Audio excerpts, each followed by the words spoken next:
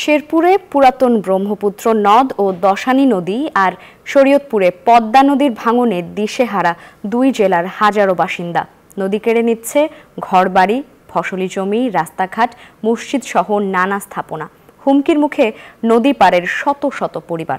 ভাঙন রোধে দ্রুত জিও ব্যাগ ফেলার কাজ শুরু করেছে পানি উন্নয়ন বোর্ড। তবে এলাকাবাসীর দাবি স্থায়ী ও টেকসই বেড়ি বাঁধ নির্মাণের। শেরপুর ও শরীয়তপুরের প্রতিনিধির তথ্যচিত্রে ডেস্ক রিপোর্ট। ভাঙছে নদী পাড়ের হাজারো মানুষের বেঁচে থাকার স্বপ্ন।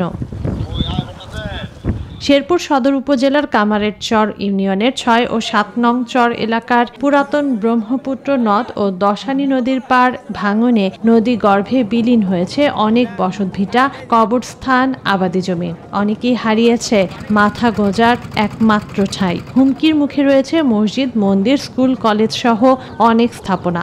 ভাঙনে ঘর ও ফসলি জমি হারানোর শঙ্কায় এ অঞ্চলের মানুষ। স্বাস্থ্যকর অল টাইম হানিকম, সব সময় অল টাইম হেলদি লাইফ। শরীয়তপুরের জাজিরা উপজেলায়ও পদ্মার তাণ্ডবে বিলীন হয়েছে হাজারো বাড়িঘর। গেল ২ বছরে নদী গর্ভে গেছে গ্রামটির অন্তত ১ কিলোমিটার অংশ। ১০-১২ দিন ধরে ভাঙতেছে, বাড়িঘর সব ভাঙা দেন না, ক্লিয়ার করে লাইছে।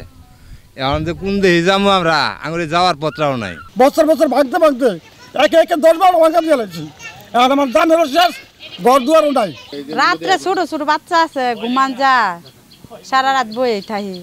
ভাঙন এলাকায় ফেলা হচ্ছে জিও ব্যাগ, চলছে সিসি ব্লক স্থাপনের কাজ। স্থানীয়দের দাবি স্থায়ী ও টেকসই বাঁধ নির্মাণের। প্রতি বছর হালায় আর ভাঙ্গা ভাঙ্গা জায়গা, এখন আমাকে আর কষ্টে আর সীমা নাই। আজকে সপ্তাহ ধরে ভাঙতে আছে, আমরা যত জলদি বেরি বান্ধা যে হয় এটাই আমরা চাই। এখন মাননীয় প্রধানমন্ত্রীর কাছে একটাই অনুরোধ যে এখানে একটু বান্ধার জন্য যেন চেষ্টা করে।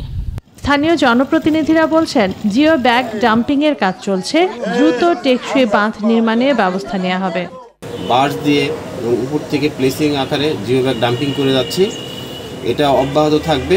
জরুরি অস্থায়ী ভিত্তিতে মেরামতের জন্য আমরা প্রস্তাবনা দিয়েছি, আশা করছি ২-১ দিনের মধ্যে ওটার কাজ শুরু হয়ে যাবে। আপনাদেরকে আল্লাহর রহমতে চিন্তা করার কোনো কারণ নাই, এটার ব্যবস্থা আমাদের সরকার করব ইনশাল্লাহ। পাকা বাঁধ নির্মাণের পাশাপাশি নদী পাড়ের এলাকাকে পর্যটন কেন্দ্র বানানোর আশ্বাসও দিলেন জনপ্রতিনিধি। Desk report, news 24।